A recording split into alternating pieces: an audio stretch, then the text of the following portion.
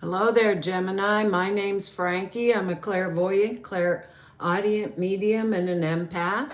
This reading's going to be for Gemini for April of 2021. For everybody who's new out there, I pull 4 cards for the month. We use the bottom card on the deck for our overall view of the month, and we'll pull an angel card at the end of the reading, hopefully to bring everything together for us. Now, I am an empath, so I have a weird speech pattern. I speak as if I'm you while I'm doing this reading. So it makes all you Geminis named Frankie, I suppose, for the time of the reading. Look at your moon sign, look at your rising sign. You get a more comprehensive view of the month. And I don't believe the cards will go week by week. I think they'll basically blend in and out throughout the month as an overall view. We have good words down here. I'm seeing a couple weird cards in here, but I don't see any way for us not to get out of them, just that they're a little bit stagnant, but versus like not going to work out for us.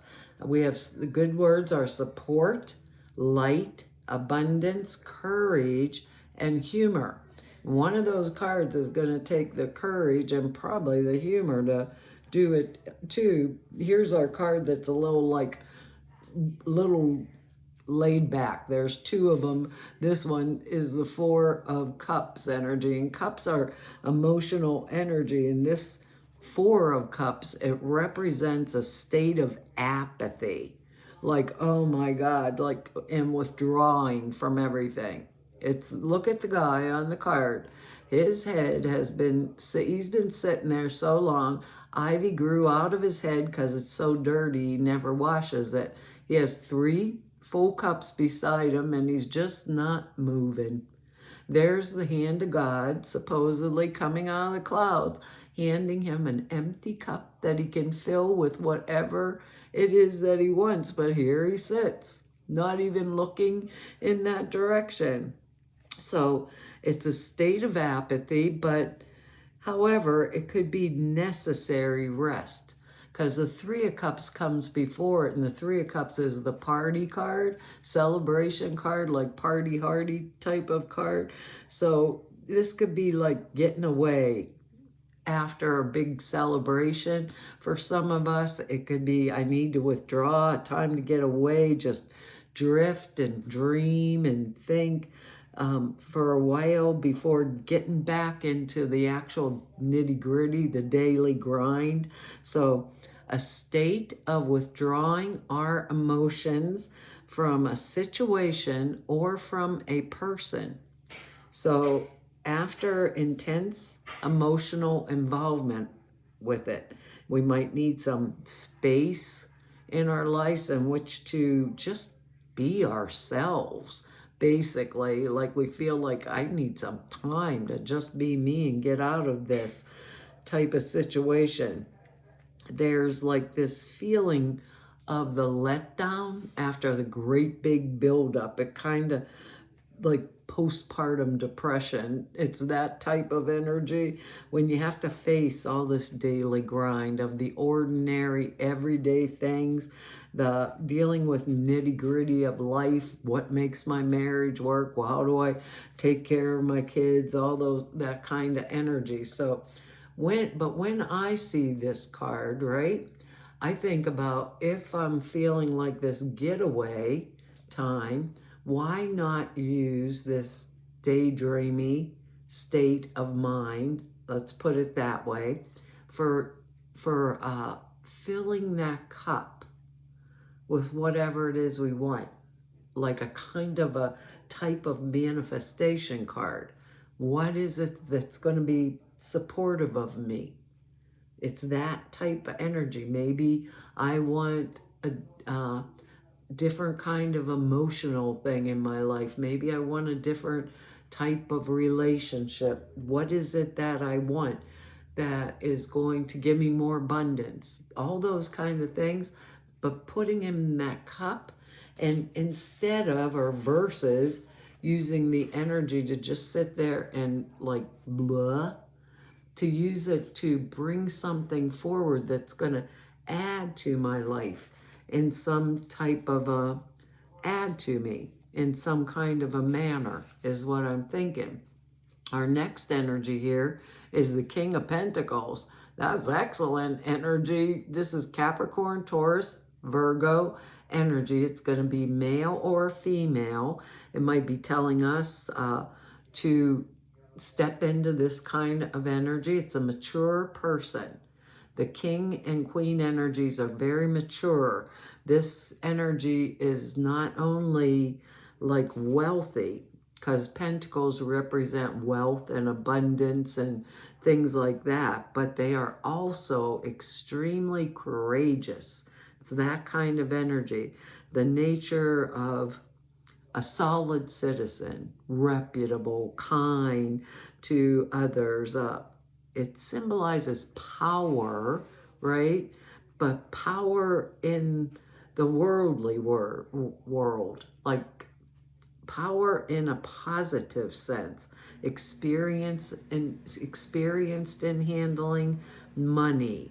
The stability is the major factor around the King of Pentacles energy. It makes him, or it makes it someone who can provide reliable counsel to us on matters concerning money, matters concerning finance or material plain goods, someone who's like cultured, refined, dispenser of patronage, maybe a banker, things along those lines. If it's an actual person, they would be very well disposed towards us, maybe a corporate head, someone in our company where we work, a banker, someone we could be soliciting a loan from for some kind of a reason. If it's not an actual appearance, its appearance actually in the reading indicates that we ourselves are engaged in some type of a worldly type of enterprise that's actually going to meet with success. So, and that to me is a really excellent type of energy for us to have, but we're going to have the energy, like, how do I want to put this?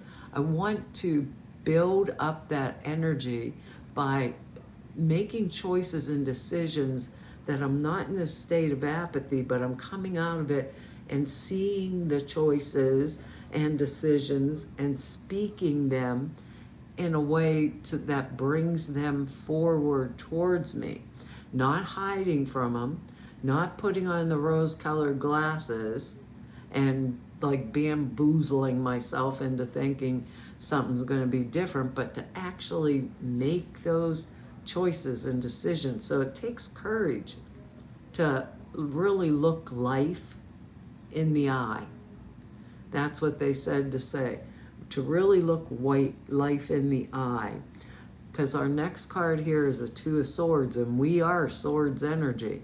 This energy here is the energy of a situation in which it appears, that's the key word. It appears impossible to move forward.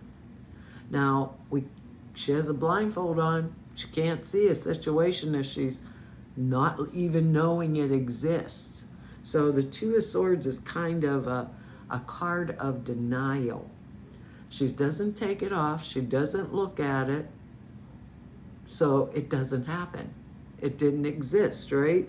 So it's a period of stasis, maintaining a situation in a state of balance by ignoring the underlying tension that exists. It's an uncomfortable position to be in, but the person in this card isn't ready yet to do anything about it. That's the weird part about it. There's a need to speak up with this card and to communicate about the circumstances that are involved. Maybe the energy of this always reminds me of the couple that don't speak to each other and then go out to dinner with friends every week and talk and chat and have fun and come home close the door, and they never speak again till the next time they go out. So it's just a weird type of energy. So psychologically, this is unbearable, but you know, whatever, it is what it is, so I don't do anything about it. And psychologically, it's called denial. If I don't see it, it's not really happening. So I don't have to uncross these swords and take off the blindfold and make the changes or make the choices or speak my truth with courage here, you know, and ask for the support that I need. So actually, eventually, however, with this card, eventually the tension becomes unbearable. So choice is available. We just have to remove the blindfold. We have to look at the situation. We have to look at it clearly and squarely in the eye. And that takes courage. When we're thinking about it, like, what the heck's holding me back? That takes a lot of courage to just pull off the blindfold and say, this is how I feel about this situation. Can we change it? And are you going to support me in making those changes? You know, and to me, that takes a hell of a lot of courage, and we can't do it while we're thinking like this Four of Cups energy. Like, nothing's gonna change, might as well sit in the corner.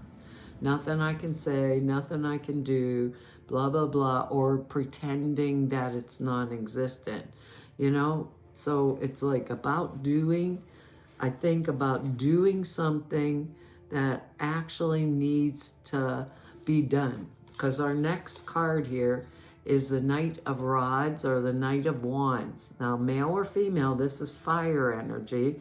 So it's going to be Leo, Sag, or Aries. If it's someone outside of us, this knight is not a fighter knight. He's going to a contest. He's jousting, so he's not going to war. He's a jousting knight. He's a messenger, male or female. He's bringing good news concerning my work or any of my social activities. When he brings that good news, it can relate to almost any happily anticipated event, like a journey or a vacation, a change of residence can come with this energy. Maybe an engagement, a marriage for some of us that want that kind of energy. The card represents a specific person. It could be a young person, that may be someone slightly younger than us, but they have the exact same qualities as the King and Queen, which are honesty and loyalty and trustworthiness. And it indicates that the person that brings me this particular message can be trusted, and they can be extremely faithful. You know, I'll know that the message they're giving me is true. And that is an energy that's actually helpful, especially with that Two of Swords, I'm thinking, coming up in there. An energy that's helpful for us to make decisions and choices that we're going to need to make for our own selves. Because now, and I could actually see this as we maybe, for some of us, it may be a relationship choice, because we got the King of Pentacles, we have two people, and the Knight of Rods. We might have went into the apathy, you know, maybe celebrated a divorce after making that choice to sever a marriage or something, and then we're making a different choice. Either we left the King of Pentacles energy and went towards the Knight of Wands, or vice versa. For some of us, it might be like that, but I don't think for the majority of us. I think maybe that Knight of Rods is going to be energetics around our work, because Rod's energy is business finance for the most part. But these are general readings. It's hard to tell or to pin it down. Next card we have here is the Seven of Pentacles. I love Pentacles because to me, Pentacles is earth plane energy. It's money, it's material goods, that kind of thing. This Seven is about reaping what we have sown, realizing legitimate gain that we've earned, but we've earned it through our own hard work, like a farmer harvesting crops. They call it the harvest card, that he has nurtured through bad weather and bugs and everything like that. Then on the other side, he's getting his harvest. He's getting his just desserts. We put in the time, we put in the effort, we paid our dues. Now we gain in our business or any other kind of enterprise in our life. Not only just that, but we'll feel great satisfaction from a job well done. Like, pat yourself on the back, Gemini. It's that kind of energy. Growth, good fortune are ours, but they're well earned. So it's different from someone just handing me a gift. It's energy that I earned by busting my butt, and we Geminis are hard workers. So it's something that I deserve. It's going to be supportive, I believe, of my abundance, like our words down here. Maybe I'll have to speak up or have courage to make a decision if something's holding me back. But the end goal, if it is a relationship or something that's emotionally damaging me, the end result is I really needed this, or I deserved it. So it's the energy of taking it or taking advantage of it by making the choices and the decisions, right, that I need to make here on the earth plane. And that is really an important energy. And in order to do that, remember, this is a lot of emotion tied up in a physical plane type of energy. And with this apathy, off the bat, that's a daydreamy card. That can interfere with it. So that would be the one thing that may not be supportive unless I'm using that downtime appropriately to bring about what it is that I actually need. And staying up here in the clouds daydreaming doesn't quite get it for me unless I'm using that time constructively and thinking about what I want to bring in, or what do I want to fill that cup with that's coming out of the clouds. Get your head out of the air, ground yourself. Can't make up the angel card that says, when you detach from awareness of your body in the physical world, you become ungrounded. And although it's pleasant to float about heavenward, your attention and work are needed upon the earth, and we're helping you balance the spiritual and the material so that you can enjoy a fulfilling earth life. Get your head out of the apathy. It's definitely non-supportive of us this month. Sorry, can't help but laugh about that one. It says this energy is a signal. This card is a signal that your energy and attention need to be grounded. If you've been feeling spacey, confused, or forgetful, this card speaks to the reason.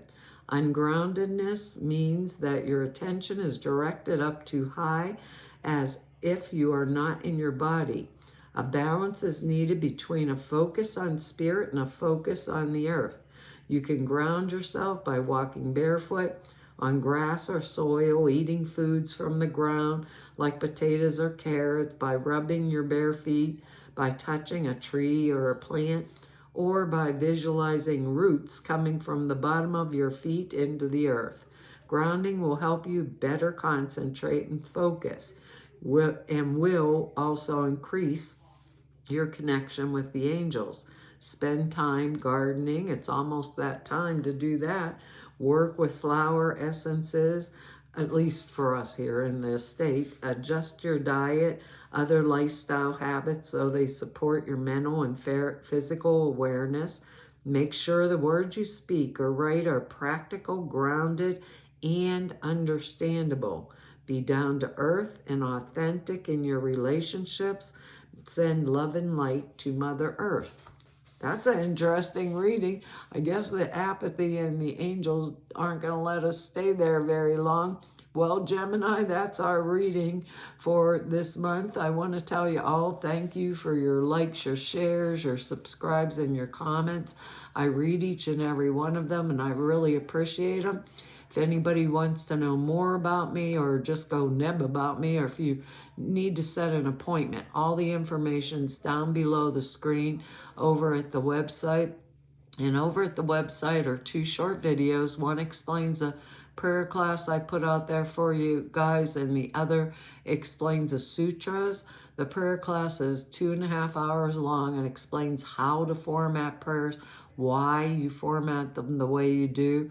And the sutras are just simple thought forms. These particular sutras enhance the clairperceptions, and they're over at the website, the videos that explain them. So to all of you I've met through 5 whole years of doing YouTubes now, and everybody I've met through 33 years of doing this work, I want to tell you all it's been an honor, a privilege, and a pleasure to serve you, and hopefully I will see you back here next month.